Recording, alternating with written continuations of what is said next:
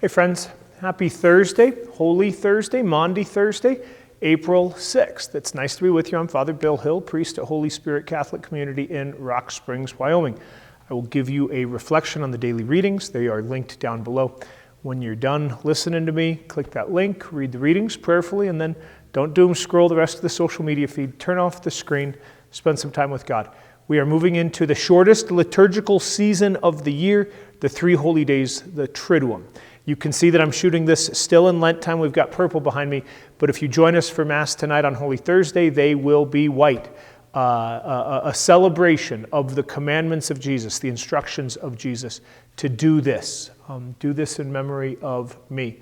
Holy Thursday, we have a Mass tonight here at St. Cyril and Methodius at 7 p.m. Since we only have one priest in town, we aren't dividing in language groups. We're doing English and Spanish tonight. But we'll do our best. I'll do my best to make sure that we keep it moving, so don't think that it's going to take us too terribly long. How's that for a promise? Father Bill, make it happen. All right, so we have special readings for Holy Thursday Mass for tonight, right? We have a Passover story from Exodus. We have Paul to the Corinthians about the institution of the Eucharist, and we have the washing of the feet from John's Gospel.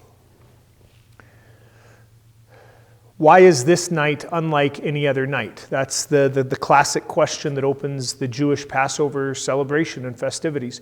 Remembering God who has led the people out of slavery, God the deliverer. And so we hear one of the law commandments in the book of Exodus instructing Moses and Aaron and the entire community of the Israelites to keep this as a memorial, as a feast. The night that the destroyer passed over their houses and brought them out of the land of the oppressors.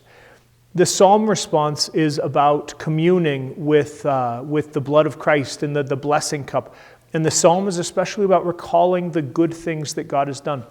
It's good to just remember all of the times that God has blessed us and cared for us and looked after us, and spend a little bit of time.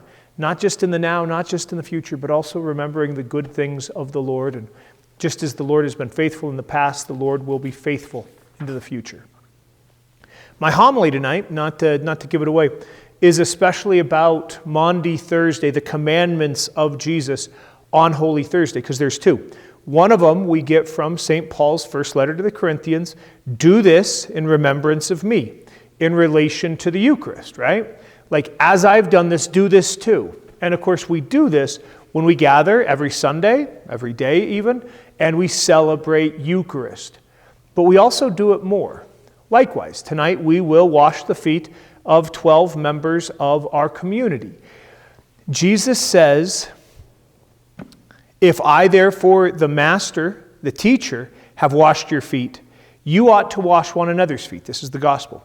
I have given you a model to follow, so that as I have done for you, you also should do. That's the second commandment, right? The second instruction. Do this.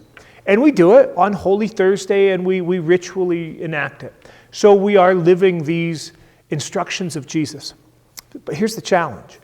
It's about letting these things be the model for our lives, right? It's not just gathering in church on Sunday for Eucharist. That's good, and we want to do that. But it's also about being broken and poured out for neighbor, for the goodness of God, not just focused on ourselves, but taking care of those around us. And so the ways that we are broken open by love of the creation that God has given to us is part of the way that we live the instruction in that second reading, to do this in remembrance of Jesus. It's not just what we do inside of our sacred buildings, but it's also the ways that we're broken open, poured out outside.